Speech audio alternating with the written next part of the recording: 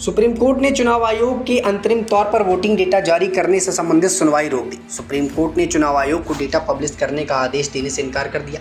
दरअसल association for democratic reforms यानी कि एडीआर की याचिका की मांग की थी कि चुनाव आयोग मतदान होने के 48 घंटे के अंदर हर पोलिंग बूथ पर डाले गए वोटों का आंकड़ा जारी करे।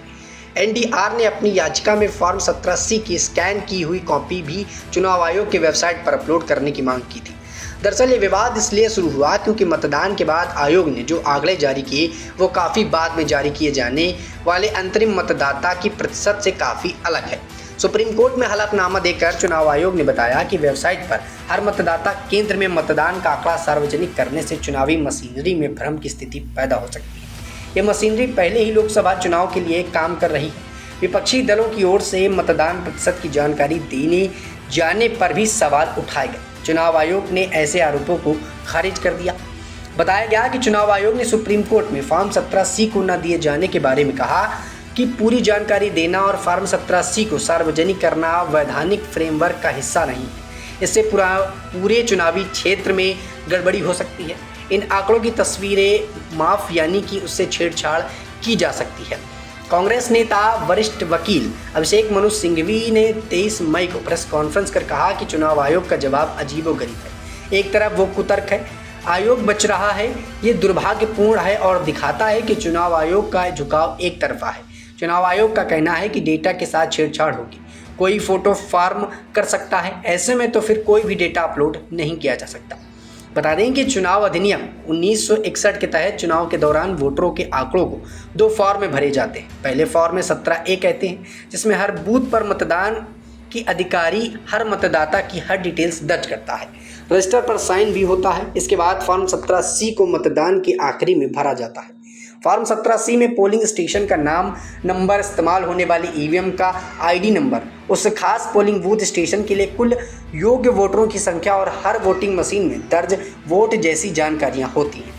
बता दें कि जन प्रतिनिधित्व कानून 1961 के नियम 39S और 56C के मुताबिक मतदान खत्म होने पर प्रिसाइडिंग ऑफिसर फॉर्म 17C पर दर्ज वोटों का लेखा जोखा तैयार करता है। ये काम वोटिंग की प्रक्रिया खत्म होने के तुरंत बाद ही करना होता है। फॉर्म 17C के 2 हिस्से होते हैं। पहले हिस्से में कितने वोट पड़े इसका जवाब होता है, वहीं दूसरे हिस्से में कितने वोटर्स थे उस पर कितने वोट दिया गया इसका हिसाब होता है। क्योंकि पहला हिस्सा मतदान के दिन ही भरा जाता है, इसलिए वो सार्वजनिक करने की मांग विपक्ष कर रहा है। दरअसल चुनाव आयोग ने फॉर्म 17C को ऑनलाइन पब्लिश करने से भी कतरा रहा है। देश भर में सभी पोलिंग बूथ का डेटा अलग अलग पब्लिश करने में काफ़ी मुश्किल आ सकती है। इसकी जानकारी लगातार सामने आ रही है। बता दें कि एक चुनाव आयोग ने भी इस पूरे मुद्दे पर अपनी प्रतिक्रिया दी है, लेकिन इसके साथ ही एक निर्वाचन क्षेत्र में करीब 2000 से 3000 बूथ हो सकते हैं। इस बूथ पर एक उम्मीदवार के एजेंट होने ही संभव नहीं हो सकता है। फॉर्म 17C की प्रति प्राप्त करने के लिए उम्मीदवार अपने निर्वाचन क्षेत्र में 2000 पोलिंग बूथ एजेंट रखने की ज़रूरत पड़ेगी। छोटे दलों और कई निर्दलीय उम्मीदवारों के लिए सभी बूथों पर पोलिंग एजेंट रखना बेहद मुश्किल होगा। बता दें कि फॉर्म 17C में डेटा का इस्तेमाल उम्मीदवारों द्वारा ईवीएम गणना के साथ मिलाना करने के लिए, एक मतगणना के लिए दिन नतीजों को सत्यापित करने के लिए भी किया जाता है।